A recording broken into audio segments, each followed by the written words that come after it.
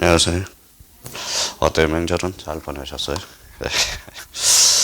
자, 지난주에 배운 게 참 중요한데 사실 따지고 보면요. 복습 좀 하셨어요?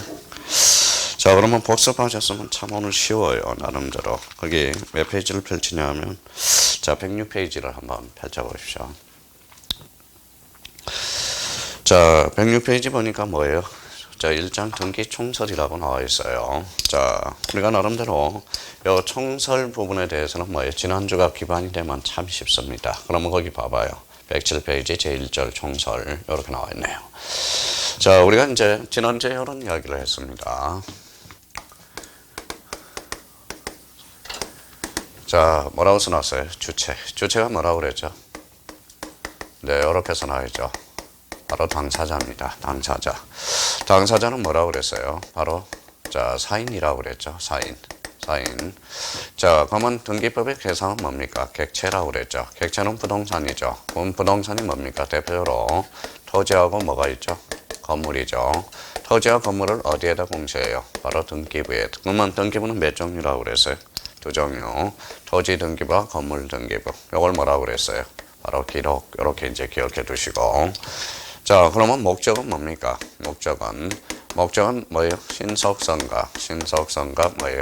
정확성. 이렇게 이제 숙지를 해줘야 돼요. 스타트는 이제 여기서 끊어주는 겁니다. 이렇게. 자, 그러면 이제 107페이지 가서 그러면 거기 1번에 등기제도의 필요성이 나와 있어요. 그러면 저희가 여기 등기제도의 필요성에서 제일 키포인트가 뭐냐? 바로 거기 세 번째 줄 거래의 안전과 신속을 보장하기 위한 등장한 제도다. 그래서 무슨 성이에요? 신속성과 무슨 성? 정확성. 이제 탁탁 치고 나가면 돼요. 자, 그러면 거기 가로 2번에 부동산 등기에 의인하는 게 나와 있어요. 특히 1번을 우리가 한번 보죠. 자, 1번은 등기부. 자, 우리가 이제 등기부는 몇 부분으로 구성되어 있다고 그랬어요? 세 부분. 자, 표제부라는 부분이 한 부분이 있고, 이렇게 그러면 이제 뭐예요? 표제부라고 우리가 기억해 달라고 그랬어요. 이거는 뭐예요? 갖고. 여기는 뭐예요? 얼구. 자, 그럼 표제부는 권리의 사실이에요. 사실. 갖고 얼구는 뭐다? 권리. 그러면 거기 1번이 이제 해결이 됐네요. 자, 부동산 등기란 등기관이 법정 절차에 따라서 등기 기록에 대한 부동산 현황이 권리의 사실이에요.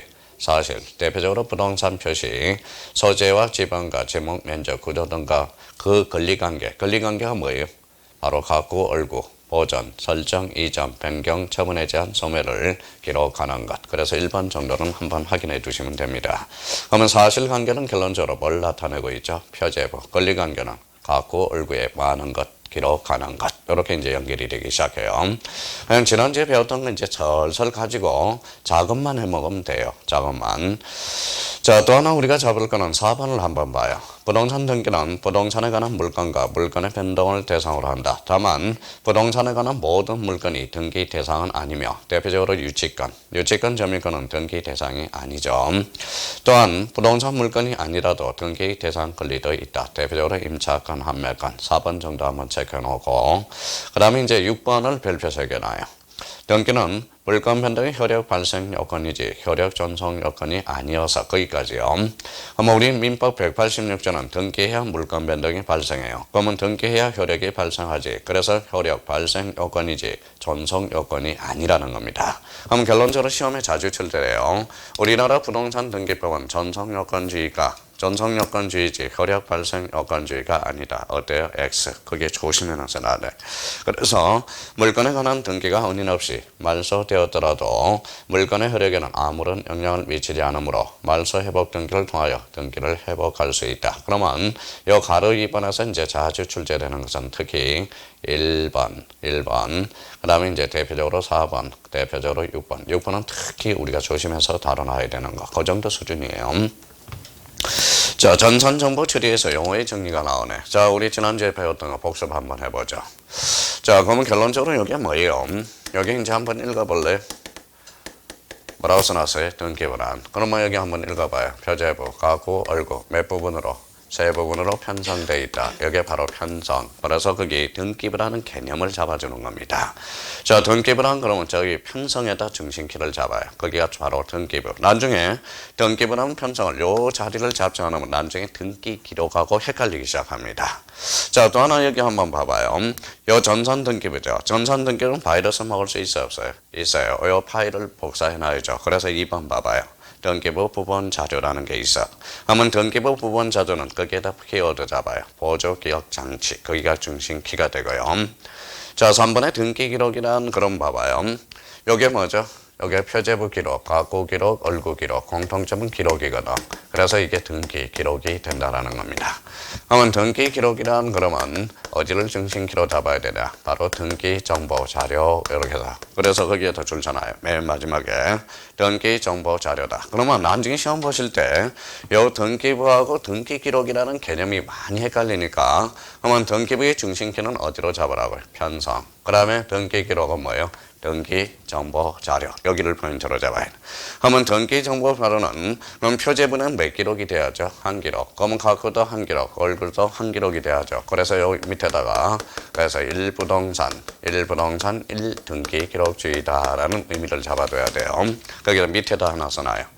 등기 정보 자료는 결론적으로 한 부동산은 몇 등기 기록? 한 기록이 돼야 돼.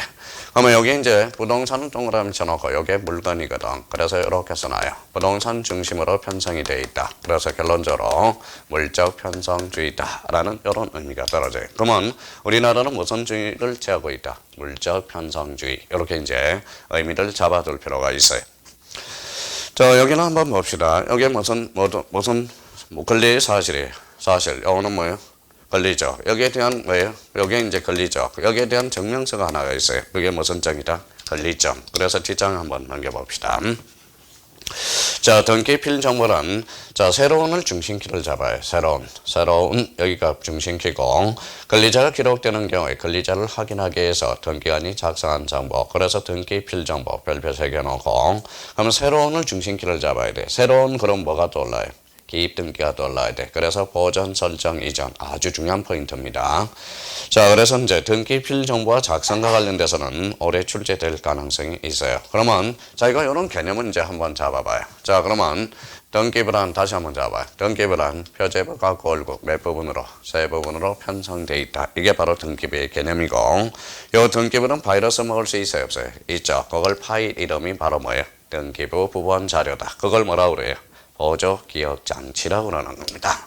그러면 등기 기록이란 등기 정보 자료. 그래서 1부동산 1등기 기록. 그래서 무슨 편성주의? 물적 편성주의. 요거는 무슨 점? 권리점. 여기에 대한 증명서. 등기 필 정보. 그래서 이제 의미를 잡고요. 여기는 표제부의 여기는 표제부죠. 그럼 표제부는 몇 개월을 강조하고 있죠? 1개월. 요거는 며칠? 60일. 그래서 요거는 어디에서? 등기법에서. 요거는 어디에서? 특별조치법에서 60일을 강조하고 있다라는 거. 그럼 자 봐봐요. 지난주에 배웠던 거 이제 자, 지목 변경 권리의 사실. 그러면 지목 변경 시 60일의 등기를 강제한다. 어때요? X 몇 개월? 1개월. 그렇게 이제 치고 들어가는. 그러니까 지난주에 배운 게 제일 중요해요. 우리가 지난주에 그걸 우리가 설명을 못 하면 뭐예요? 오늘 등기부는 들어갈 수가 없어요. 수업 자체가. 그래서 지난주에 했던 걸 우리가 계속 반복해서 들어가고. 그래서 그것만 정확하게 잡고 있으면 등기부의 한 5, 60%가 장진도에 끝나버리는 겁니다. 그래서 그런 의미 정도 확보해 두시고. 자, 4번의 등기 기능. 그거는 기능 쪽에다가 뭐예요? 이렇게 하나 써놔요. 기능 밑에다 역할이라고 하나 써놔요. 자, 등기 기능 아주 또 기초 중에 기초입니다. 자, 등기 기능은 역할이라고 하나 써놓고 이거는 기초 중에 기초로서 별표 하나. 많이 출제될 때는 그러니까 별표 하나는 늘 출제는 돼. 독자적 문제로 출제될 때도 있고 근데 반드시 지문으로는 출제가 된다라는 겁니다. 그래서 이 등기 기능은 몇 개냐? 이렇게 써놔요. 몇 개다? 3개. 이렇게 써놓으세요. 자, 여기에 대해서는 이제 수업을 좀 듣고 우리가 이제 정리 한번 해봅시다.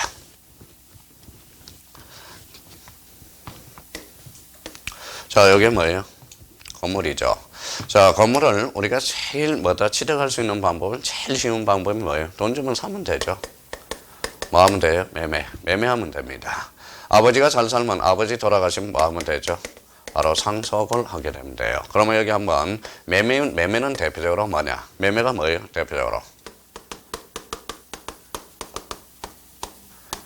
뭐라고 써놨죠? 법률행위. 요 상속은 뭐예요? 법률 규정이라는 겁니다. 법률 규정.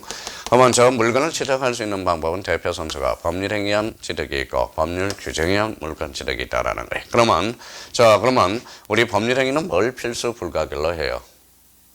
바로 어사표시라는 거예요. 어사표시. 그러면 결론적으로 법률행위. 그러면 요거 이제 여기를 자체적으로 한번 풀어봐요.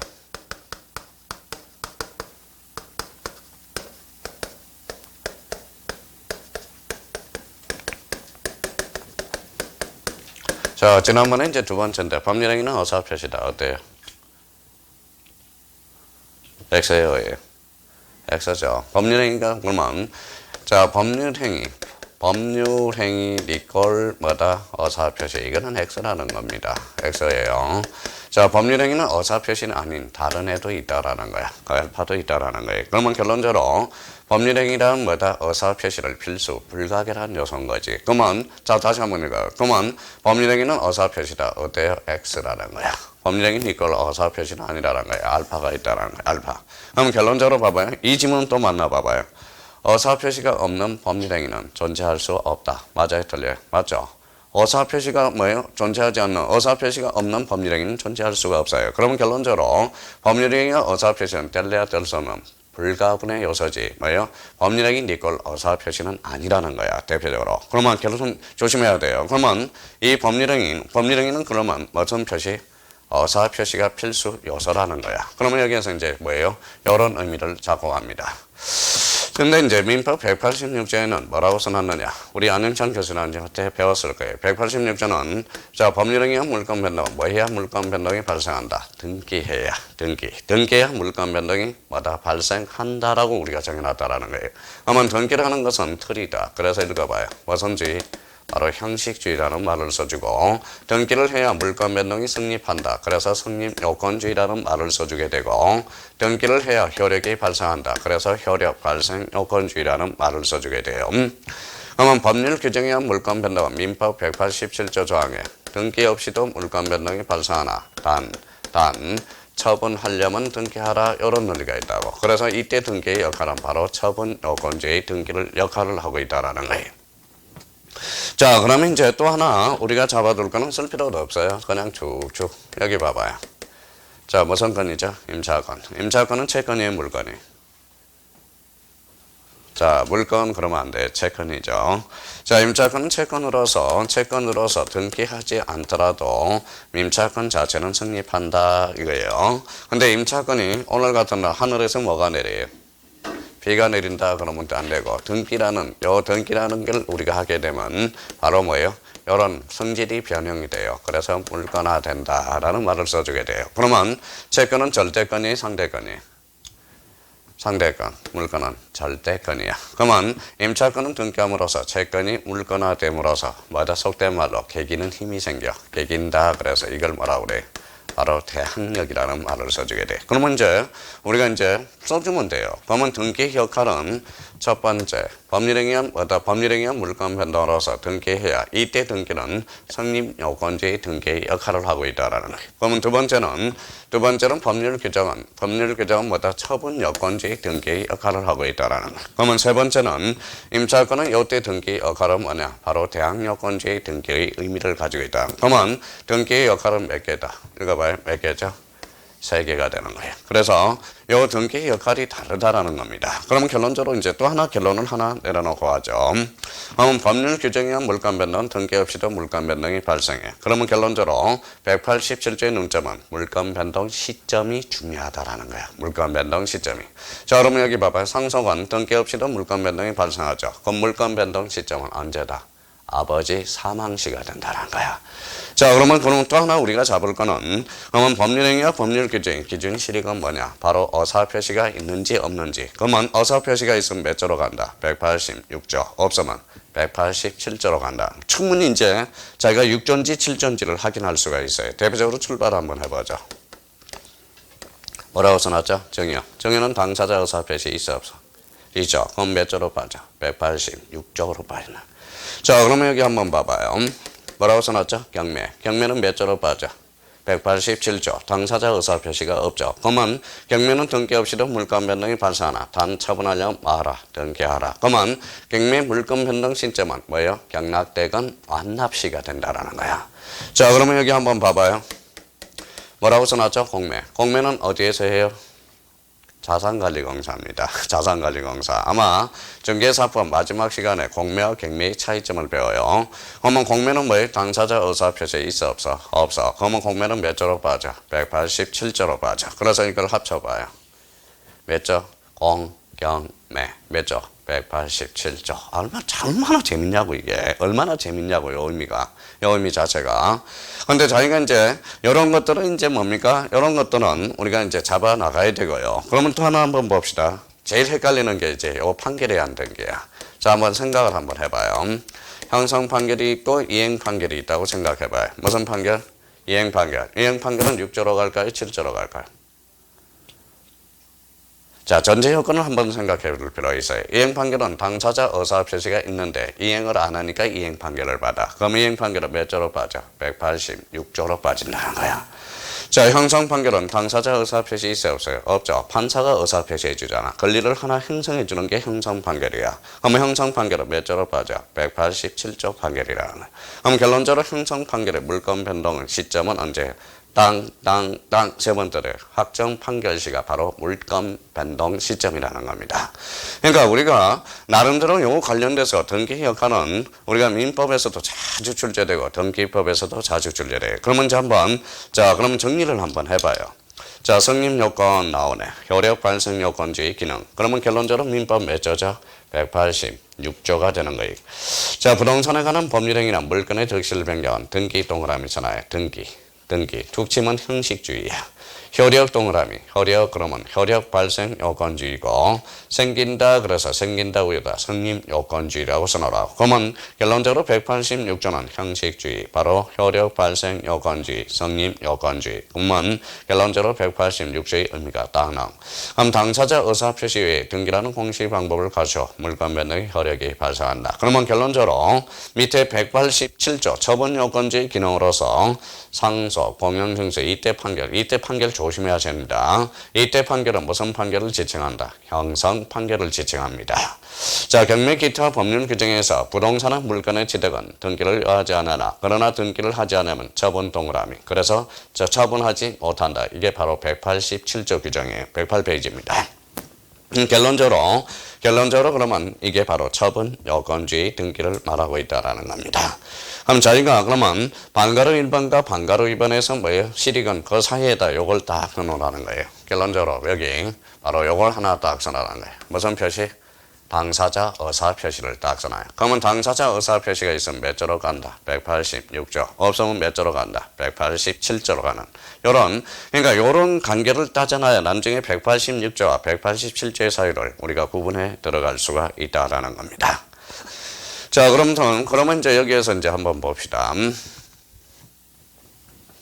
자, 그 밑에 뭐가 나와 있죠? 대항요건주의 등기 기능은 대표적으로 거기에다 줄쳐놔요. 판매권, 임차권, 그 다음에 신탁 등기, 그 다음에 네 번째 임의적 기록상. 요거 딱 한번 잡아줄 필요가 있어요.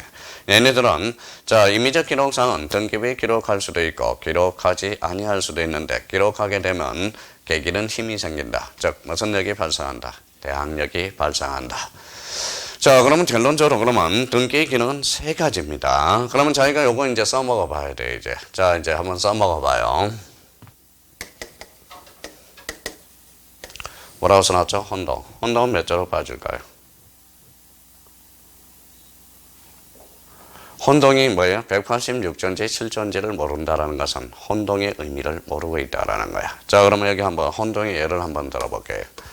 자, 갑이 집 한 채가 있어요. 자, 이렇게 돼서 우리 요 갑집에다 전세권을 설정해 놨다고. 근데 어리 로또복권 당첨돼서 이게 5억이거든.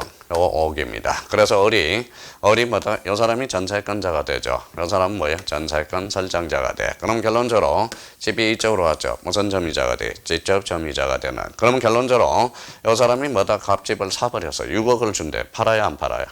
알죠? 그럼 결론적으로 어른, 소유권과 전세권의 두 개의 권리가 존재한다. 이때 전세권은 사라진다. 이때를 뭐라 그래? 혼동이라고 그래. 그럼 결론적으로 혼동은 당사자 의사표시 있어 없어? 없어. 그럼 혼동은 몇 조? 187조로 간다라는 거야.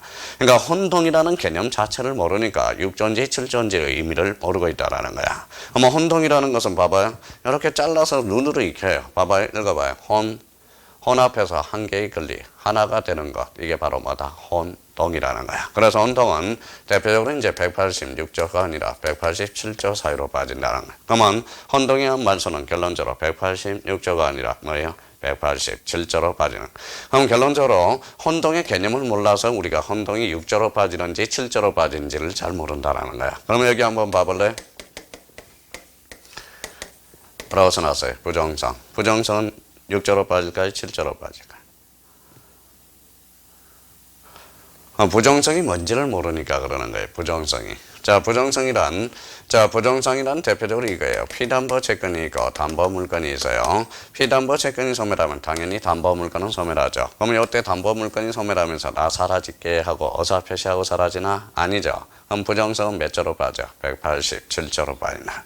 그러니까 이게 지금 우리가 당사자 의사 표시가 있는지 없는지 요 자체보다는 가기가 뭐예요? 혼동이라는 개념, 부정성이라는 개념 자체를 못 잡고 있다라는 거야. 그래서 혼동은 뭐예요? 187조. 부정성도 몇 조로 빠져? 187조. 그래서 제가 수업을 천천히 나간 것은 제가 지적, 공간정보 구축 및 관리에 관한 법을 나갈 때 우리 안영찬 교수님한테 민법이라도 조금 들어놓으라는 의미를 해서 나가는 거지. 우리 다음 달에는 뭡니까? 등기법을 이렇게 지적 금방 끝나요. 지적 자체는. 왜냐하면 지적 이제 공간정보 구축 및 관리에 관한 법은 질질 끌 필요가 없거든. 근데 우리 여러분의 이제 처음 하신 분들이 많기 때문에 그래서 공간정보 구축 및 관리에 관한 법을 천천히 하고 그동안 민법을 뭐라는 거예요? 한번 민법 교수님한테 잘 들어놓으라는 의미에서 민법을 알아야 등기법을 알 수 있거든. 그러니까 혼동이라는 개념 자체를 모르는데 혼동이 186조인지 7조인지 어떻게 합니까? 그런 측면에서. 그래서 제가 민법마다 천천히 한번 배우고 있으라는 의미에서 제가 공간정보, 구축 및 관리에 관한 법을 천천히 나갔던 겁니다. 그래서 또 한번 저번에도 이런 이야기를 했어요. 제발 공시법령 책 보지 말고 민법책 좀 읽어오세요. 민법책. 그러면 민법책 어느 파트를 좀 읽어오라는 거예요? 어느 파트? 물권법 파트라는 거야. 그랬더니 저번에도 한번 이야기했잖아요. 선생님 민법책 읽었습니다. 어제 읽었는데 민법 총칙 돌아버립니다. 돌아버려. 특히 우리 민법편에서 물권법하고 부동산 등기법은 될래야 될 수 없는 무슨 관계다? 불가분의 관계야. 그러니까 등기법 하는 동안은 무슨 편을 읽으라는 거예요? 물권편을 좀 읽어달라는 의미라는 겁니다. 그렇게 이제 숙제해 가면서 우리가 정리해 두셔야 돼. 그러면 결론적으로 등기 기능은 별표안으로서 우리가 기본적으로 늘 민법 하나 등기법 하나 그래서 두 문제가 출제되는 영역이니까 그 의미 정도는 확보해 둘 필요가 있습니다. 우리나라 등기제도 볼 필요 없어요. 나오지도 않고. 109페이지 가니까 바로 이번에 현행부동산 등기제도의 특징이라는 게 나와 있어요. 109페이지. 등기부의 편성 방법, 거기에다 밑줄 딱 나와요. 그래서 물적 편성주의 진하게 칠해놨네. 그러면 툭툭 치고 가서 1부동산 1등기 기록주의 줄 쳐놓으세요. 그 정도만 한번 확보해 두시면 됩니다. 나머지는 읽어볼 필요가 없어요. 2번에 무슨 신청주의냐? 바로 서면 신청주의 줄 거나요. 서면 신청주의. 뒷장을 한번 넘겨봅시다. 그러면 3번에 등기 신청의 당사자. 거기 여백이 있어요. 좀 많이 써야 되니까 여기에다 이제 나름대로 좀 정리 좀 한번 해요. 거기에다가.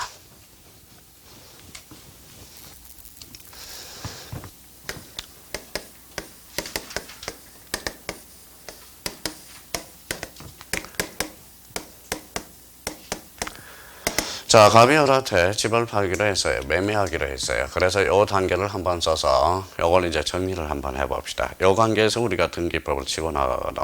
그럼 봐봐요. 요 사람은 그러면 뭐예요? 바로 매도입니다. 요 사람은 뭐가 됩니까? 바로 대표적으로 매수인이 됩니다. 그러면 요때 매수인은 뭐냐? 바로 뭐예요? 매수인은 바로 뭐예요? 읽어봐요. 등기를 해달라고 요구하는 뭐예요? 바로 요 사람은 사인이 되는 거야. 일반인이 되는 거죠. 요 사람은 뭐다? 사인이 돼. 사인이 되죠. 자, 그러면 요 단계에서 한번 우리가 이제 사인이고, 요 사람은 뭐예요? 등기 권리자가 되는 거고, 요 사람은 뭐예요? 등기 의무자가 되는 거야. 근데 우리 민법에서는 여기에서 잘라주거든. 여기에서 잘라줍니다. 근데 우리 등기법은 요 관계를 머릿속에 갑이 을한테 집을 팔기로 매매하기로 했다. 그러면 매도인과 매수인의 관계. 그러면 매수인은 사인이고 이것도 사인이라는 거예요. 그러면 이 사람은 등기를 요구할 수 있죠. 등기 권리자. 이 사람은 뭐예요? 등기 의무자. 이 두 사람은 뭐라고 그래요? 뭐라고 써놨어요? 당사자야. 자, 그러면 요 사인들이, 그러면 결론적으로 요 사인이 뭡니까? 사인들이 어디로 옵니까? 바로 등기소로 오겠죠. 등기소. 그래서 이제 등기소. 요 관계를 따져주는 게 아주 중요한 포인트가 되는 겁니다. 포인트가 돼요. 자, 그러면 요런 게, 그러면 요 의미를 우리가 한번 보죠. 요 관계와 요 관계를 우리가 한번 따져봅시다, 이제. 자, 그러면 여기에서 이제 한번 봐봐요. 자, 뭐라고 써놨죠? 사인. 뭐예요? 사인. 자, 사인 간은 규율한 게, 요 사인 간의 관계가 무슨 관계냐? 이게 바로 실체 관계야. 실체 관계. 그래서 이게 이제 실체 관계고요. 사인이 등기소에 가는 것, 이게 바로 절차 관계가 되는 거예요. 그래서 항상 실체 관계가 뭐고 절차 관계가 뭔지 이걸 자꾸 수강생들이 정립을 못해요. 그러니까 사인 간의 관계, 이게 실체 관계고, 사인이 국가 등기소에 가는 관계가 바로 절차 관계야. 그러면 요 사인의 권리 의무, 요 사인의 권리 의무를 결정짓는 법, 이게 내용을 결정짓는 거, 요거 바로 실체법이 돼. 그래서 실체법이 곧 민법이라는 거예요. 그래서 민법이라는 거. 그러면 민법은 무슨 법이다? 결론적으로 실체법이 되는 거야. 자, 사인간 등기소인 사인이 국가한테 가죠. 요게 절차 관계야. 그래서 요게 이제 무슨 법이 탄생하느냐? 바로 절차법이 탄생하고요. 대표적으로 여기 이제 등기법이라는 거예요. 그래서 요 관계를 또 형성해 놔야 돼요. 그러면 우리 등기법은, 부동산 등기법은 무슨 법이 돼요? 절차법이 되고, 자, 그러면 민법은 무슨 법이다? 실체법이 되는 거예요. 그러니까 민법과 등기법은 될래야 될 수 없는 불가분의 관계가 되는 거예요. 요 관계를 우리 머릿속에 기억해 둘 필요가 있어요. 자, 그러면 이제 여기에서 이제 개념을 한번 잡아보죠. 자, 그러면 여기에서 이제 다른 걸로 계속 살이 붙어가는 거예요. 그러면, 자, 얘가 그러면 갑이 을한테 집을 팔았다. 그러면 이 사람이 등기를 안 해줘요. 그러면 사인한테 등기를 요구하는 권리. 이게 바로 등기 청구권입니다. 그래서 등기 청구권의 개념이 하나 탄생하게 되네요. 자, 그러면 사인이 국가한테 등기를 요구하는 거. 이게 뭘까요? 바로 그게 등기 신청권이야. 그러면 등기 청구권과 신청권은 다르다라는 거야. 의미가. 그러니까 요 관계에서, 그래서 요 관계에서 또 중요한 의미를 가지고 있네요. 자, 그러면 이제 개념 한번 잡아봅시다. 자, 등기 청구권이란, 읽어봐요. 누가? 사인한테 등기를 요구하는 권리. 읽어봐요. 실체법상 권리가 되는 거야. 그러면 결론적으로 절차, 그러면 등기 신청권은 뭐에 되는 거죠? 절차법상 권리가 되는 거야. 이제 개념이 나오네요. 그럼 결론적으로 등기 청구권은 그러면 뭐예요? 등기 청구권은 사인 대 사인. 그럼 결론적으로 요거는 사건이 되고, 요거는 사인 대 국가가 되니까 공권이 되는 거야. 그래서 요거는 사법상 행위가 되고, 요거는 공법상 행위가 된다라는 거. 그러니까 요 관계에서 엄청난 분량이 쏟아져 나온다라는 겁니다. 결론은 요 관계 속에서 이제 부동산 등기법이 서서히 이제 윤곽이 나타난다라는 거예요. 자, 그렇다면 여기 이제 그러면 요 사인 간의 관계를 무슨 관계라는 걸 꼭 정립해야 돼. 실체 관계를 기억해 줘야 되나. 그럼 여기에서 이제 한번 개념 한번 잡아봅시다. 자, 읽어봐요. 뭐라고 써놨어요? 등기 청구권. 읽어봐요. 실체법. 그러면 등기 권리자의 개념이 나옵니다. 그럼 봐봐요. 자, 실체법상 등기 권리자란 등기 청구권을 요구하는 자 개념이 탄생하게 돼요. 그러면 우리 실체법상 등기 의무자란 등기 청구권의 뭐예요? 행사의 상대방이라는 개념이 탄생하게 되는 거야. 이 관계에서 우리가 이제 유도리 있게 의리해 먹어야 된다는 거. 그 관계를 우리가 따져둘 필요가 있고요. 자, 그러면 이제 여기에서 이제 절차법상 권리자 의무자가 나와요. 절차법상 권리자 의무자. 여기에서 개념도 한번 잡고 가요. 자, 절차법상 권리자란 무엇이냐? 절차법상 권리자란 요거는 등기부상 이익을 받는 자라면 모조리 뭐의 권리자가 돼. 자, 절차법상 의무자는 불이익을 받는 자라면 의무자라고 부릅니다. 그래서 약간의 우리 절차법상 권리자 의무자와 실체법상 권리자 의무자는 개념의 차이가 나타난다라는 거예요. 그래서 이런 의미를 한번 잡고 들어가야 돼. 그래서 요 관계에서 이제 엄청나게 이거는 수업을 들으면 수백 번을 듣게 된다고 수백 번. 그러면 자기가 나름대로 갑이 어를 집을 팔았다. 매매 읽어봐요. 매도인 매수인. 요 사람은 뭡니까? 사인 사인. 요 사람은 권리자. 요 사람은 등기 의무자. 아무 말이 없으면 매도인은 뭐가 된다? 등기 의무자가 돼. 매수인은 뭐가 돼? 등기 권리자가 됩니다. 아무 말이 없다면 원칙적으로. 그럼 결론적으로 사인이 등기소에 가는 거. 이게 무슨 관계? 절차관계. 그러면 여기 한번 따져볼래요? 갑이 어라테 이제 써먹어 봐야 돼요. 갑이 어라테 여기 아버지고 여기 아들이에요. 근데 아버지가 살아생전 주려면 뭘 줘야죠? 정예로 줘야죠. 근데 아버지가 정예세가 많이 나가는 데서 아들하고 사들하고 짠다고. 그래서 매매입니다. 자, 정예가 뭐라고 그랬어요? 등기원인이죠. 매매가 등기원인이야. 그럼 실제는 등기원인이 뭐 해야 돼요? 정해야죠. 알고 봤더니 뭐예요? 매매죠. 그럼 매매 뒤에 정의를 감춰서 안 감춰서? 감춰서. 이걸 은닉행위라 그러는 거야. 근데 어차피 요 집은 누구한테 들어가요? 아들한테 가죠. 요 관계가 무슨 관계? 실체관계. 그럼 실체관계가 부합하다면 우리 판례는 무효가 아니라 유효성을 인정해주고 있다라는 거예요. 근데 어차피 등기는 무효할 이유는 없죠. 뭐예요? 그러면 정예세만 추징하면 된다고 나중에. 그래서 이게 바로 요 관계. 그러니까 지금 자꾸 이 실체관계가 뭐고 절차관계가 뭔지를 모르니까 맨날 사람들이 당하는 겁니다. 그래서 요 관계에서 의미를 실체관계와 절차관계의 정립이 필요하다는 겁니다. 요 관계를 자꾸 자기가 그려가면서 따져놔야 돼요. 자, 그러면 이제 한번 봐봅시다. 자, 그러면 자, 여기 봐봐요. 자, 당사자가 뭘 써요? 뭘 써요? 읽어봐요. 뭐예요? 매매계약서. 이쪽으로 이제 빠져봐요. 이제 좀 여백 있는 사람은 매매계약서를 써. 자, 매매계약서 우리 지난주에 배웠죠? 매매계약서 뭐라고 써놨어요? 이렇게 이제 분석을 했죠. 매매는 뭐라고 그랬어요? 아까 법률행위죠. 매매는 등기원인이야. 그래서 등기원인 정서가 탄생하고 등기원인 정서란 법률행위를 입증하는 서면이 무슨 정서다? 등기원인 정서라고 이야기를 했어요. 지난주에 그러니까 지난주에 뭐예요? 설명을 안 들으면 오늘 뭐예요? 무슨 소리인지를 모른다고 사실 따지고 보면. 그럼 여기 오늘 오신 분은 지난주에 다 들었기 때문에 그나마 귀는 좀 정이 좀 되어 있다라는 겁니다. 그러면 등기원인 정서.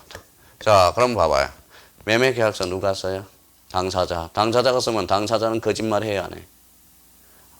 당사자처럼 거짓말하는 사람이 없어요. 당사자는 맨날 거짓말 투성이야. 그럼 매매계약서가 읽어봐요.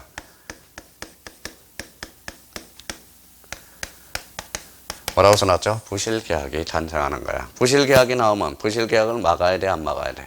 막아야죠. 그러니까 요거 부실계약을 막자 해서 금인계약서가 탄생하는 경우, 그러니까 부동산 거래신고 필정이 탄생하게 되는 거예요. 우리나라 사람 머리가 좋거든. 거래신고 필정이 그래서 탄생하게 돼.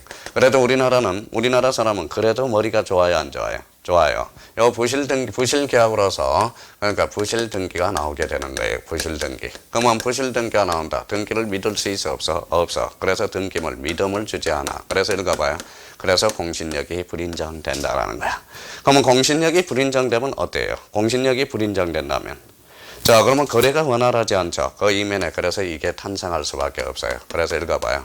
그래서 무슨 력이 탄생한다? 추정력이 탄생하는 거야. 추정력이 왜 이렇게 돌진하고 있는지를 이 관계를 우리가 따져둘 필요가 있어요.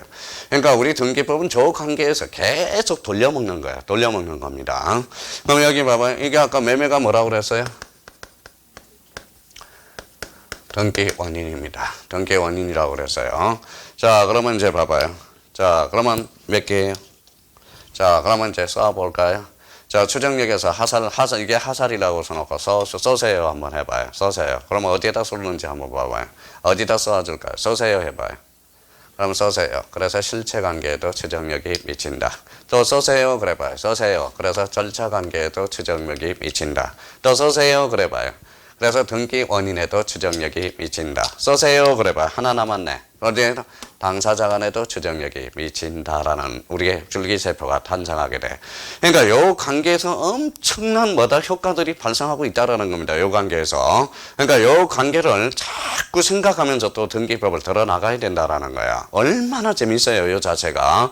그러니까 요 자체에서 우리가 하나씩 앞으로 배울 게 너무 많아. 우리 공시법이 특히 부동산 등기법, 민법보다 더 내용이 많아요. 민법보다 사실 따지고 보면 문항수가 적어서 그러는 거지. 문항수가 적어서 그러는 거지. 그러면 여기 봐봐요. 앞으로 뭐 배워야 돼요?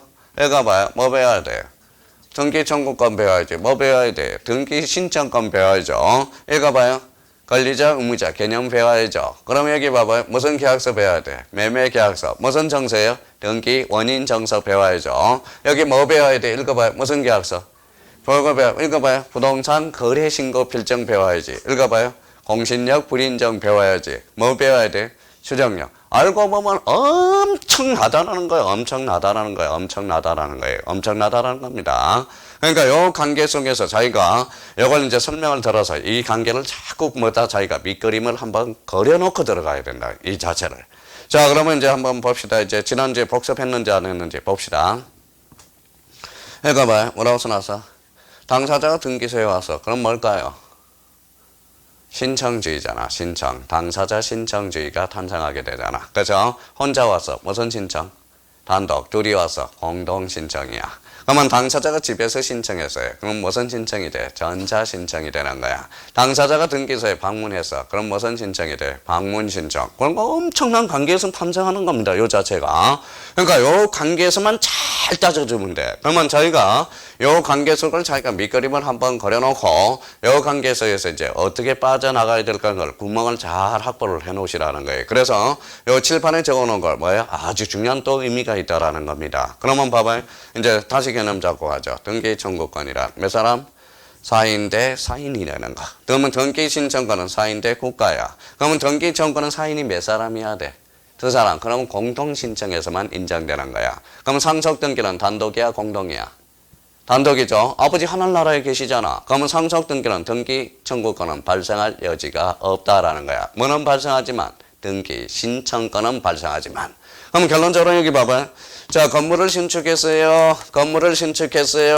건물의 신축은 단독이야 공동이야? 단독. 그럼 결론적으로 건물의 신축은 등기 청구권은 발생할 여지가 없다라는 거네. 뭐는 발생하지만 등기 신청권은 발생하지만. 그러면 건물의 신축은 무슨 등기한다? 소유권 보존 등기를 하게 돼 있다라는 거야. 그러니까 이 관계 속에서 의미를 우리가 잡아줄 필요가 있어요. 그러면 봐봐요.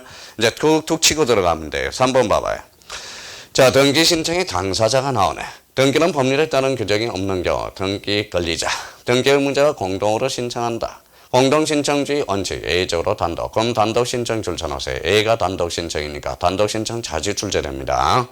신청 방법도 전자신청의 특례를 인정하는 종전과 달리 전부 개정된 부동산 등기법에서는 줄쳐놔요. 방문신청과 전자신청을 대등하게 병렬, 이완화했다라는 거 그거 조심해야 돼요. 그럼 이렇게 나오면 틀려요. 원칙이 방문신청이고 A가 전자신청이다. 이러면 틀려요.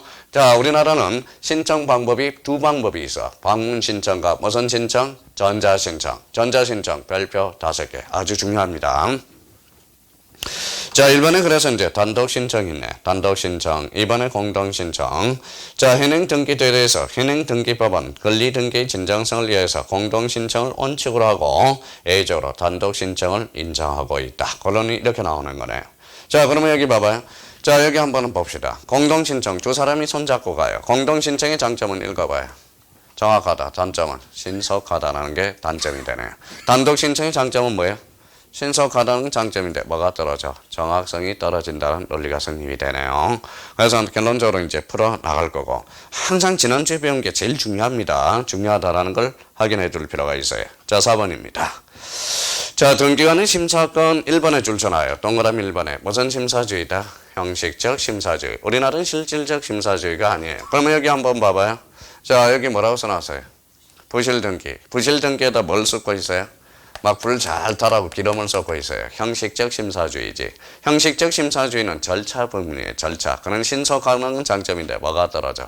정확성. 그러니까 뭐예요? 공신력이 뭐 된다? 불인정될 수밖에 없다라는 거야.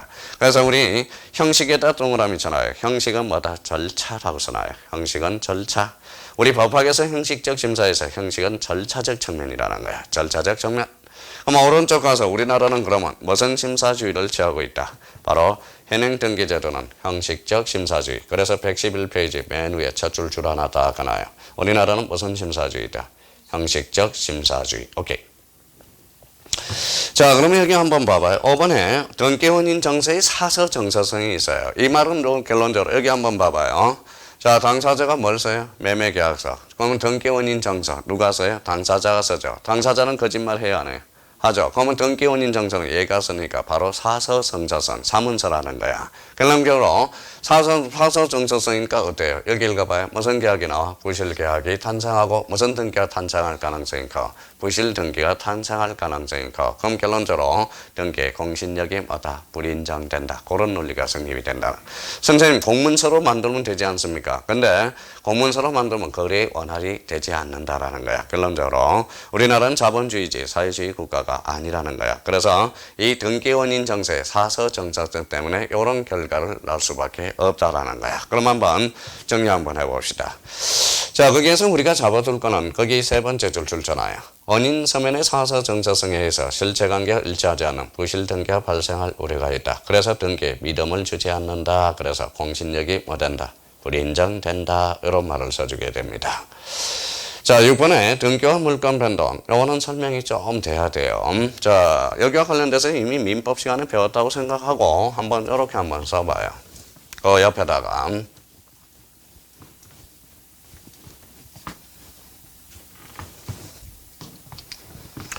자, 등기와 물건 변동 거기 가로 열고 이렇게 써놔요.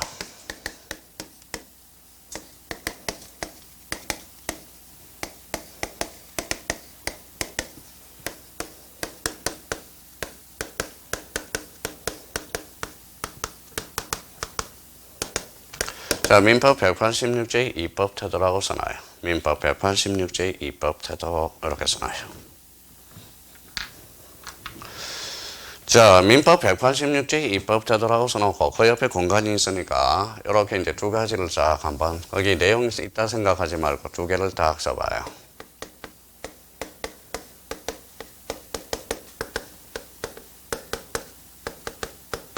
어사주의와 형식주의라고 써놔봐요. 자, 사례를 한번 써봅시다. 갑이 이렇게 써놔요. 건물이 하나 있고 이렇게.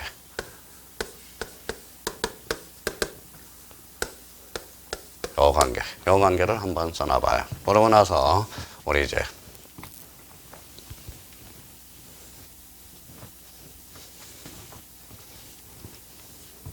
자, 그러면 이제 한번 설명을 또 여기에다 부연 설명을 하자. 갑이 어라한테 집을 사라. 집을 사라 뭐예요? 집을 사라 뭐예요? 읽어봐요. 뭐라고 써놨죠? 청락. 을이 알았다 뭐 했어요? 성락을 했어요. 그러면 청락 성락을 뭐라고 그래요? 어사표시라고 그러네. 그래서 어사표시입니다. 여기에다 공간을 좀 비워요. 그래서 물건 변동이라고 써놔요. 그러면 어사주의는 어사표시 있으면 즉시 물건 변동이 발생하는 거. 이게 무슨 주의다? 어사주의라는 거야. 자, 그러면 갑이 어라한테 청락을 했어요. 알았다 뭐예요? 성락을 해서. 그럼 성락은 무슨 표시다? 어사표시라고 그래. 그래서 어사표시. 그럼 결론적으로 형식주의는 어사표시만 있다 해서 물건 변동이 발생하지 않아요. 등기라는 형식을 갖춰줘야 물건 변동이 발생한다. 아, 그렇구나. 그래서 등기와 물건 변동의 관계, 민법 186조의 입법 태도라고 설명이 되는구나. 자, 그러면 이제 봐봐요. 그러면 물건 변동은 어사주의가 빨라요? 형식주의가 빨라요? 형식주의가 빨라요? 어사주의가 빨라요? 어사주의가 빠르죠. 어사표시는 이꼴 물건 변동이니까. 여기는 어사표시 플러스 등기, 물건 변동이니까. 그러면 어사표시가 바로 거래의 신속을 요할 때는 어사주의를 취한다고. 그럼 봐봐요. 어사표시 플러스 등기, 물건 변동의 정형성을 나타내네. 거래 안전을 지을 때는 무슨 주의다? 형식주의라는 거야. 그러면 저기가 책을 써봐요. 그러면 우리 민법 읽어봐요. 민법 186조의 입법 태도는 읽어봐요. 어사주의와 형식주의가 있다. 어사주의란 읽어봐요. 어사표시 니꼴 물건 변동이고 형식주의는 어사표시 플러스 등기 물건 변동이야. 거래의 신속을 요할 때는 무슨 주의를 취하고 어사주의, 거래 안전은 형식주의. 그러면 우리는 거래의 신속보다는 거래 안전에 치우친 무슨 주의다? 형식주의다라는 게 이제 결론이 나오는 거야. 저기가 책을 써요. 너무 재밌는 거야, 법학은. 처음에만 어려운 거지. 어느 한 단계의 기본만, 베이스만 깔아놓으면. 그래서 제가 베이스를 자꾸 깔아주는 거라고요. 근데 봐봐요. 문제는 봐봐요. 여기 한번 읽어볼래요? 뭐라고 써놨어요? 어사표시를 뭐라고 그래? 의사표시를 뭐라고 그래요?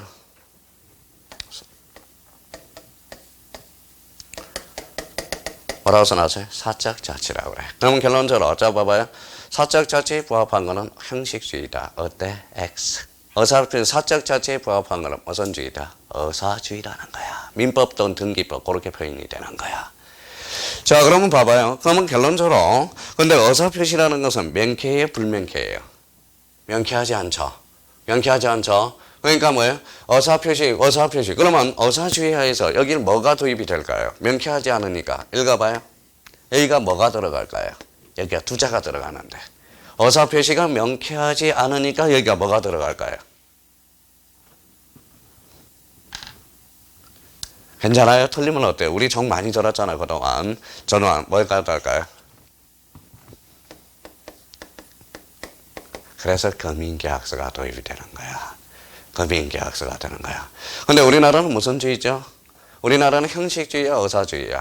형식주의죠. 근데 그러면 형식주의라면 금인계약서를 우리 부동산 등기법에 규정할 수가 없어. 따로 규정해야 돼. 그래서 금인계약서는 어디에 규정을 두고 있다? 부동산 등기 특별조치법에 두고 있다라는 거야. 그래서 그렇다라는 거예요. 무슨 말씀인지 아시겠죠? 그럼 결론적으로 그래서 일본 민법이 의사주의야. 일본. 그래서 우리나라는 하도 부동산에 대해서 문제점이 발생하니까 금인계약서를 도입해야 되겠다. 그래서 우리나라는 형식주의면서도 금인계약서를 도입해서 쓰는 거야. 그래서 등기법의 논리가 안 맞아. 그래서 특별조치법에 규정을 두고 있다라는 거야. 그래서 이 지문이 간혹가다 출제돼요. 금인계약서는 부동산 등기법에 그 규정의 근거가 있다. 어때요? X. 어디에다 근거를 두고 있다? 부동산 등기 특별조치법에서.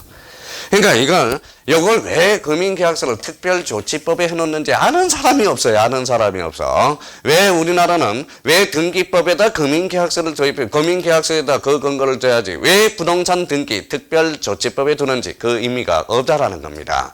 의미를 아는 사람이 없다라는 거야. 그럼 결론적으로 여기 한번 봐봐요. 이게 뭐예요? 이게 뭐예요? 38선이요. 무슨 말씀인지 아시겠죠? 그러니까 요거하고는 따로 뭐다 나눠놔야 된다라는 거야. 따로 봐봐요. 일본 민법이 무슨 주의예요? 의사주의죠. 그러면 만약에 일본 민법에서 등기를 하지 않는다면 망치만 하나 줘. 망치. 그러면 제가 1번을 점령하고 올게요. 1번을. 왜냐하면 망치를 탁 때려주고 내 집쯤 하면 내 집이거든. 그래서 자, 그러면 의사주의하에서도 등기는 요한다라는 거야. 이때 등기가 뭐냐라는 거야. 이때 등기는 뭐다? 내 집인 걸 보여주기 위해서. 읽어봐요. 그래서 이때 등기는 뭐예요? 읽어봐요. 무슨 등기? 이때 대항요건주의 등기라는 거야. 대항요건주의 등기. 자, 그러면 이때 등기 역할은 아까 뭐라 그랬어요? 이때 등기 역할은 뭐다? 성립요건주의 등기 역할을 한다라는 겁니다. 성립요건주의. 그러면 결론적으로 지금 자꾸 요 등기와 물권 변동에서 요거하고 요거는 결부시키지 말라고요. 무슨 말씀인지 아시겠죠? 그러면 의사주의에서도 등기는 요한다, 요하지 않는다. 요한다라는 거야. 그때 등기 역할은 의사주의는 무슨 요건주의 등기를 이야기한다? 대항요건주의 등기를 이야기한다는 거예요. 그러면 형식주의는 무슨 요건주의? 아까 배웠던 뭐예요? 성립요건주의라는 거야. 그러면 이거는 어디에서 왔느냐? 써요. 어디에서 왔어요? 이게 프랑스에서 왔어. 프랑스. 그래서 프랑스에서 왔다라는 거예요.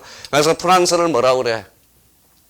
불법이라고 그러잖아. 불법. 그래서 불법주의라는 말을 써주게 돼. 그래서 불법주의 그러니까 선생님 불법행위입니까? 그러지 말고 이거는 불법주의라는 거야. 불법주의. 그럼 요거 형식주의는 어디에서 나왔나? 전차군단에서 왔어. 전차군단. 독일에서 왔다라는 거예요. 독일. 그래서 요걸 뭐다? 186조를 그래서 무슨 주의다? 독법주의라는 말을 써주게 되는 거예요. 독법주의라는 말을 써주게 되는 거야. 자, 그렇다면 요 관계에서 자기가 이제 따져줘야 돼. 이제 시험에 나올 만한 것은 자기가 책 한번 써봐요, 이제. 자, 등기와 물권 변동 민법 몇 조? 186조의 입법 태도는 의사주의와 형식주의가 있다. 의사주의는 의사표시 니콜 물권 변동이야. 저기는 형식주의는 의사표시 플러스 등기 물권 변동이라는 거예요. 무슨 말씀인지 아시겠죠? 그러면 결론적으로 거래 신속을 요할 때는 무슨 주의다? 의사주의. 거래 안전에 치울 때는 뭐다? 형식주의. 그러면 우리나라는 거래 신속보다는 거래 안전에 치울 때 무슨 주의다? 형식주의라는 거야. 형식주의. 그러면 어사주의에 대해서도 등기는 여한다, 여하지 않는다. 등기를 여한다. 그러면 어사주의, 그러면 등기는 이때 등기의 역할은 뭐예요? 대항요건주의 등기. 이때 대항요건은 성립요건주의. 읽어봐요. 성립요건주의. 읽어봐요. 독법주의. 읽어봐요. 형식주의. 읽어봐요. 대항요건주의, 어사주의, 무슨주의, 불법주의라는 개념이 탄생하게 되는 겁니다. 그 의미를 하나 잡아두고, 그러니까 금융계약서 요 자체, 금융계약서 요거 왜 도입했는지를 이제 이유를 알아야 됩니다. 이제 왜 부동산 등기법, 그 등기법에 규정을 두지 않고 금융계약서에다 규정, 특별조치법에다 규정해놓느냐? 그 이유는 바로 논리가 맞지 않기 때문에 그래. 우리나라는 무슨 주의다? 형식주의라는 거야. 형식주의. 자, 결론적으로 그러면 봐봐요. 사적 자체에 부합한 것은 무슨 주의다? 어사주의. 그러면 형식주의는 등기, 물권 변동의 정형성을 나타낼 때는 뭐예요? 형식주의야. 그러면 우리나라는 사적 자체에 부합하는 뭐예요? 부합한 것은 어사주의고, 물권 변동의 정형성을 나타내는 것은 뭐다? 형식주의야. 그러면 여기 읽어봐요. 뭐라고 써놨어? 어사표시. 그러면 봐봐요. 그러면 저당권 설정 합의 플러스 뭐예요? 등기를 여한다라는 거야. 그렇죠? 그러면 합의를 다른 말로 뭐라고 그랬어요? 지난주에. 약정. 읽어봐요. 저당권 내자로 얹지만 공부 하나도 안 했네. 그래서 뭐예요? 읽어봐요. 뭐라고 써놨어요? 담보물건이네. 합쳐봐요. 약정 담보물건에 한해서 등기를 여하게 되는 거야. 그러면 우리 담보물건은 두 가지가 있네. 약정 담보물건과 뭐가 있다? 법정 담보물건이 있어. 그럼 유치권은 약정 담보물건이 없어요. 그럼 유치권은 무슨 담보물건이다? 법정 담보물건. 그래서 유치권은 등기 능력이 없다. 이렇게 되는 거야. 이제 의미가 그렇게 떨어지는 거야. 자, 그럼 결론적으로 그러니까 자기가 이걸 이제 써먹어야 된다라는 거예요. 이 자체로 이제 써먹어 줘야 된다는 이 의미를 잡아둘 필요가 있어요. 그래서 등기와 물권 변동의 관계 민법 186조. 그러면 우리나라는 무슨 주의다? 형식주의. 그러면 글씨가 살아서 움직여야 돼요. 그럼 가볼까요? 자, 쭉 한번 제가 읽어볼게요. 머릿속에 툭툭 이제 글이 읽히는지. 이는 부동산에 관한 물권 변동의 효력을 발생하게 해서 등기를 하여야 할 것인지 또는 등기가 물권 변동에 관해서 어떠한 역할을 하는지에 따라 어사주의와 형식주의로 구분된다. 어사주의는 이는 부동산에 관한 물권 변동은 당사자 사이에 거기에 줄쳐놓으세요. 어사 표시만 줄쳐놓으세요. 자, 이루어지고 등기는 제3제 대항에서 거기 대항요건주의 등기 줄쳐놓아요. 자, 형식주의입니다. 이는 당사자 사이에 어사 표시와 등기 줄쳐놔요. 어사 표시와 등기 여기가 겨우드네요. 자, 갖추어야만 당사자 제3자의 관계에서 물권 변동의 효력이 발생하고 효력 동그라미. 자, 성립요건주의 줄쳐놓고 그래서 효력 발생 요건주의, 성립요건주의라고도 한다라는 거네. 그러면 현행등기제도는 민법 186조는 부동산에 관한 법률행위 때문인 물건인 때문인 물권 변동의 득실 변경을 등기를 하여야 효력이 생긴다고 규정하여 자, 이러한 등기에 관한 절차를 규정하고 저장하고 현행 등기라는 등기법은 등기라는 형식을 갖춰야 물권 변동의 효력이 발생하는 무슨 주의? 형식주의. 이제 글씨가 살아서 움직인다고. 그래서 그러니까 이 관계에서 베이스를 깔아놔야 된다라는 거예요. 그래서 등기와 물권 변동의 관계 민법 몇 조? 186조의 입법 태도가 탄생하게 되는 겁니다. 자, 그 다음에 7번에 등기의 공신력 줄쳐놔요. 등기의 공신력. 자, 인정 불인정 불인정. 그러면 그 옆 밑에다가 하나 써놓을래요. 자, 1번 따라는 등기의 공신력은 민법의 선의취득을 배우고 오세요. 선의취득을 배우고 난 뒤에 우리가 쓰면 오늘은 그 밑에다 이렇게만 써놔요. 자, 참고 표시해 놓고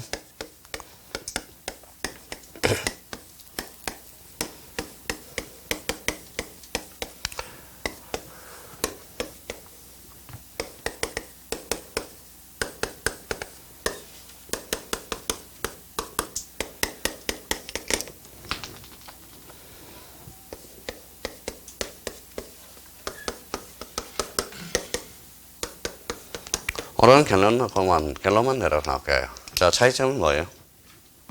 차이점은 하나는 시자야. 보일 시자. 그렇죠? 시. 하나는 믿을 신자예요. 그러면 결론적으로 부동산은 인정 불인정. 자, 부동산은 인정되죠. 부동산은 뭘로서? 등기. 동산은 인도로서. 그러면 결론적으로 부동산과 동산의 공통점은 공시력은 있어. 근데 공시 방법은 차이가 나타납니다. 부동산은 뭘로서? 등기. 동산은 인도로서. 자, 이거는 공신력이에요. 부동산은 불인정됩니다. 동산에 견정이 돼요. 요 동산에 대해서 이렇게 써놔요. 무슨 취득? 요거는 선의취득으로 연결되기 시작합니다. 그래서 선의취득. 그러니까 우리 안 교수님한테 선의취득을 한 코스 배우고 다음 달에 제가 공신력에 대해서 자세히 치고 들어갑니다. 지금 하면 머리치가 나. 이제 그래서 오늘은 그러면 결론적으로 부동산에 대해서는 믿음을 주지 않아. 그래서 등기의 공신력은 뭐다? 불인정되고 동산에 대해서는 뭐다? 인정되는 거. 그러면 당신은 무슨 취득? 선의 취득. 그렇게 연결을 딱 해놓으세요. 더 이상 설명하면 자 전부 먼저 설명한 것도 이해를 못해요. 그러면 그 정도만 이번 달 고생했잖아요. 그럼 뒷장 한번 넘겨봅시다. 자, 그 다음에 이제 그래서 현행민법에서 그러면 거기 4번을 한번 봅시다. 4번 뭐 있는데 그거는 나중에 해도 되겠네요. 8번을 한번 보셔야 되네. 국가 무슨 책임? 배상 책임. 배상 동그라미. 자, 그 옆에다가는 요거 하나 써놔요. 자, 참고 표시로.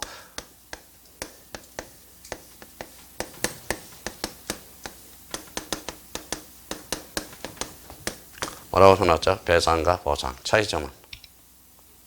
그래서 이 배상은 이법행위에 대해서 손해가 발생했을 때 이법 손해.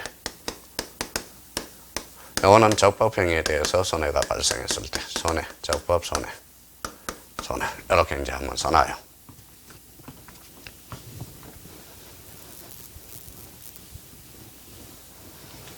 자, 그렇다면 여기 봅시다. 배상은 무슨 행위? 이법행위. 보상은 적법행위. 그러면 여기 한번 볼래요? 자, 국가가 수용을 했어요. 국가가 수용하려면 적법이에요, 이법이에요? 적법. 그럼 손실배상법이에요, 손실보상법이에요? 손실보상법이라는 거야. 손실배상법이라는 것은 없어요. 배상과 보상의 차이고. 자, 그러면 여기 한번 읽어볼래요? 뭐라고 써놨어요? 등기간. 등기간은 뭘까요? 공무원이요, 공무원. 공무원이에요. 자, 그러면 공무원이기 때문에 뭡니까? 얘는 공무원이 잘못해서 이법행위죠. 그래서 우리 등기관이 잘못했을 때 국가 배상 책임으로 가는 거야. 이 말은 결론적으로 부동산 등기법에는 배상 규정이 없다라는 거야. 배상 규정이 없으니까 어디로 간다? 국가 배상 책임으로 간다. 그럼 두 가지 의미에서 잡아놔야 돼요. 그러면 결론적으로 국가 배상 책임과 관련돼서는 바로 우리나라 등기법 배상 규정이 있다 없다? 없다. 없으니까 어디로 간다? 국가 배상 책임으로 가고요. 또 하나 잡아줄 거 있어. 자, 등기한에 대해서 만약에 여기 봐봐요. 등기관이 요 A한테 피해를 입혔단 말이에요. 피해를 꼈어요. 자, 피해를 입혔다고. 그러면 고의가실에서. 그러면 봐봐요. 그러면 등기관이 그러면 요 A라는 사람은 국가에도 배상 청구할 수 있고 등기관한테도 배상 청구할 수 있어. 나중에 이제 요걸로 물어보게 되면 여기 등기관한테 물어보면 등기관의 입증 책임은 얘가 해줘야 돼. 근데 국가한테 물어보면 국가 배상 책임은 거짓 무과실 책임이거든. 근데 국가가 A가 국가한테 1억을 보상해달라고 그래서 보상해달라고 그랬더니 뭐야? 국가가 네 말 맞다. 1억 배상해주겠다. 세상은 공짜가 있어 없어? 없어. 그럼 국가가 등기관한테 칼 들고 가. 칼 들고 가요. 자, 돈 내놔 인마. 내가 1억 배상해줬으니까. 읽어봐요. 칼 그러지 말고 구상건이라고 좀 그려봐. 무슨 건? 구상건이. 그러면 구상건에 대해서는 고의 중과실. 그래서 고의 중과실 네 번째 줄 잖아요. 경과실까지 구상건을 행사하게 되면 뭐예요? 등기관의 업무 범위가 축소가 돼버려. 그래서 마음대로 자율성을 못 띈다라는 거야. 그러니까 고의 중과실에 대해서만 무슨 건을 행사할 수 있다? 구상건. 그 정도 의미만 잡아두시면 될 것 같고요. 자, 그 다음에 9번에 등기제도의 이원화 있어. 자, 등기제도의 이원화는 자, 토지와 건물 줄잖아요. 그래서 우리나라는 토지 등기부와 건물 등기부가 몇 원화 돼 있다? 이원화 돼 있다. 자, 그러면 여기 한번 봐볼래요?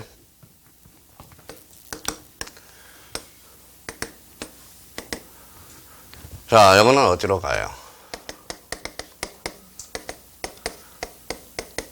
건물 등기부로 가요. 이거는 뭐예요? 토지 등기부로 가죠. 자, 공통점은 등기야, 등기. 그래서 자, 등기하면 뭐가 생각날까요? 등기하면 비가 오면 뭐가 생각나요? 그때 그 사람 그러지 말고요. 등기하면 생각나는 거. 그럼 저당권의 대상이 될 수 있다는 걸 잡아야 돼. 저당권의 대상은 등기되고 등록된 것을 저당권을 대상으로 하거든. 자, 그러면 이제 출발합니다. 잘 들어봐요. 여기 소유자가 갑이야. 설명만 들어봐요. 갑이고 이것도 갑이야. 자, 그러면 건물도 누구 거예요? 갑. 자, 토지도 누구 거예요? 갑. 그러면 이 갑이라는 사람이 돈이 없어서 토지 등기부에다 을한테 저당권 1억을 설정해 놨다고 생각해 봐요. 근데 갑이 1억을 갚지 않아. 그러면 갚지 않으면 뭐예요? 을은 경매가 들어와서 낙찰을 받았다고 한번 생각해 봅시다. 자, 을의 소유권자가 되네요. 남의 토지에 뭐가 있죠? 건물이 있네. 그러면 남의 토지에 건물이 있으면 을은 갑보고 건물을 철거해 달라고 요구할 수 있다 없다? 원래는 있어야 돼. 무슨 말씀인지 아시겠죠? 원래는 있어야 되는데 그러면 있으면 사회적 대손실이 발생하게 돼. 막아야 돼, 안 막아요? 막아야죠. 그래서 특별히 여기 하나 탄생한다고. 읽어봐요. 그래서 법률 규정에 발생하는 하나 지상권을 인정해줘. 읽어봐요. 법정 지상권을 갑이 취득하게 돼. 그러면 결론적으로 여러분 법정 지상권의 문제는 왜 발생합니까? 읽어봐요.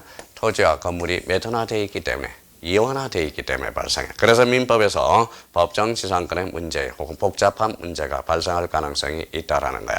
한번 읽어봐요. 법정 지상권의 1단계 요건은 뭘까요? 1단계 요건은 읽어봐요.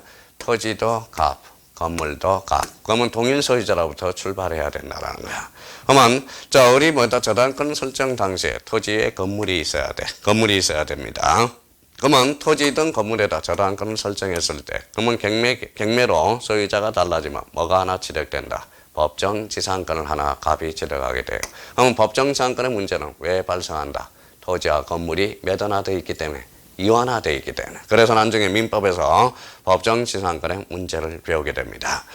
현행 민법은 토지와 건물을 별개의 부동산으로 규정한다. 따라서 토지와 건물에 관해서 별개의 등기를 하고 권리 변동에 관해서 별개의 등기 기록으로 공시하고 있다. 그럼 이 속에는 그 바탕 속에는 뭘 담고 있다라는 거예요. 바로 복잡한 법정 지상권의 문제를 담고 있다라는 걸 기억해 둬야 되고, 또 하나 여기 봐봐요.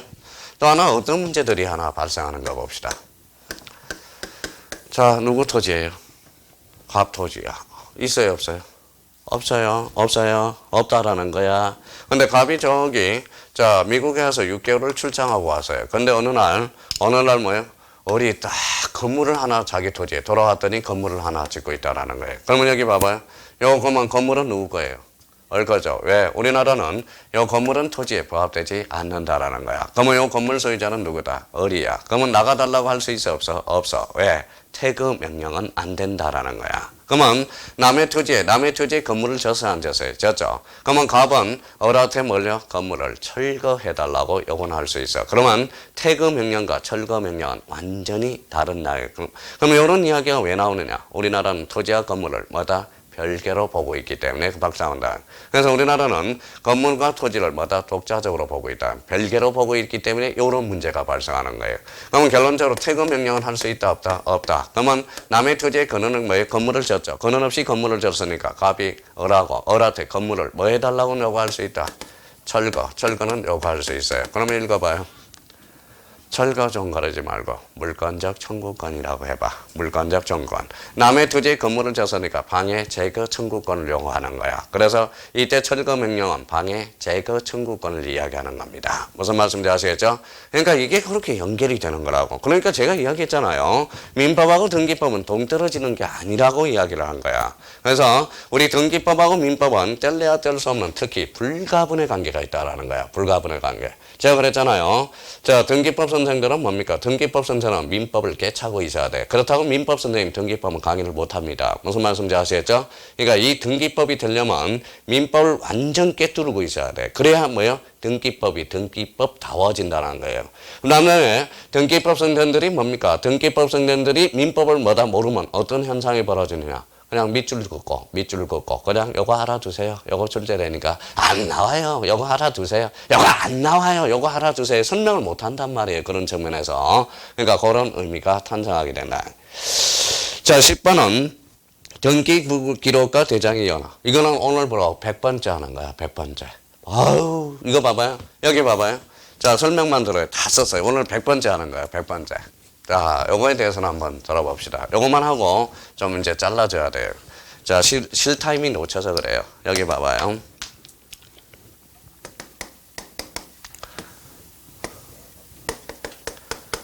뭐라고 써놨죠? 대장. 우리나라는 대장과 등기부가 매도화되어 있다. 이완화. 대장은 권리다, 사실이다. 사실, 등기부는 권리라고 그랬어요. 그러면 자, 지목이 변경이 돼서 지목 변경은 어디? 권리야, 사실이야? 사실, 어디가 먼저 바뀌어? 대장. 그래서 선대장 후 등기. 어디에서 어디로 알려줘야 돼? 대장 소관청에서 어디로? 등기소에. 이걸 뭐라고 배웠어요? 또 다 까먹었다. 등기 촉탁이라고 배웠잖아. 그래서 상호 일치시켜주는 제도가 필요하다는 거예요. 자, 이번에는 소유자가 바뀌었어. 소유자는 권리다 사실이다. 권리. 그러면 어디가 먼저 바뀌어? 선등기 후 대장이 되죠. 그러면 어디에서 어디로? 등기소에서 어디로? 지적소관청에 알려줘야죠. 그래서 상호 일치시켜줘. 뭐라고요? 읽어봐요. 이게 바로 등기 필통지 제도다라는 거예요. 그러면 우리나라는 왜 대장과 등기부가 이원화되어 있으니까 읽어봐요. 등기 촉탁제도와 등기 필통지 제도가 몇 원화되어 있다? 이원화되어 있다라는 거예요. 항상 우리 머릿속에는 이분적. 제가 그랬어요. 지난번 할 때 이쪽을 저를 딱 볼 때 이쪽에는 지적, 이쪽에는 등기, 이쪽에는 대장, 이쪽에는 등기부야. 그럼 우리나라는 대장과 등기부가 몇 원화되어 있다? 이원화되어 있다. 자, 지번이 바뀌어서 권리야 사실이야. 사실. 그러면 그걸 무슨 촉탁? 등기 촉탁. 선 대장 후 등기. 이렇게 연결이 돼요. 자, 소유자가 바뀌어서 그러면 소유자는 권리다 사실이다. 권리. 그러면 선 등기 후 대장이 돼. 그걸 뭐라고? 등기 필통지 제도다. 그러면 1번 한번 가볼까요? 동일한 부동산에 관해서 사실관계. 사실관계 나와 있어요.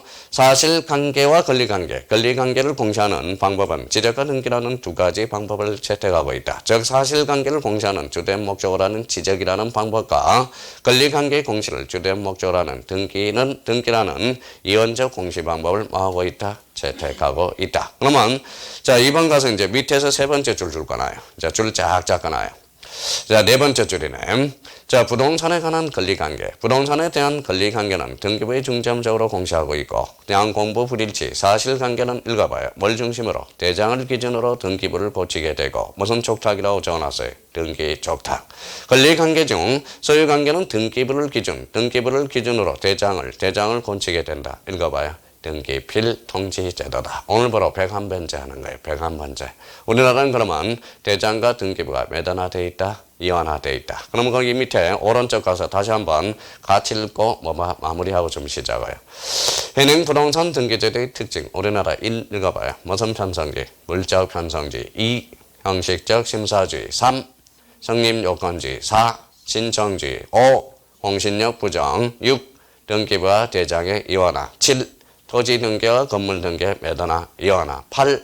국가 배상 책임주의. 그래서 요걸 지금 설명한 거니까. 그러면 현행 부동산 등기제도의 특징이 아닌 것, 인적 편성주의, 연대적 편성주의 이런 거 취하지 않습니다. 이번에 실질적 심사주의 없어요? 없어요. 삭제됐습니다. 대항요건주의 없어요? 자, 대항요건주의. 우리나라는 대항요건주의가 아니라 무슨 요건주의다? 성립요건주의라는 겁니다. 단독신청주의. 그때 등기, 대항요건주의, 우리 임차권, 판매권, 그거 생각하면 안 돼요. 이때 대항요건주의는 어사주의, 대항요건주의를 이야기하는 겁니다. 단독신청주의, 구설신청주의. 자, 그 다음에 공신력 인정. 그래서 나름대로 이렇게 이제 마무리가 딱 되는 거예요. 가로 3번 무슨 개정이 있어요? 전부 개정. 2011년 4월 10일 전부 개정. 요거는 나중에 이제 막판에 이제 싹 한번 정리하면 됩니다. 자, 뒷장을 한번 넘겨볼래요? 자, 뒷장을 넘겨놓고 실려고 그래요. 115페이지 3번. 자, 3번 뭐가 나오죠? 등기, 분류. 요거는 좀 쉬었다 합니다. 이것도 지난주에 배웠던 거 오늘 복습이에요. 또 복습하는 거예요. 그럼 좀 쉬었다. 계속 들어가겠습니다.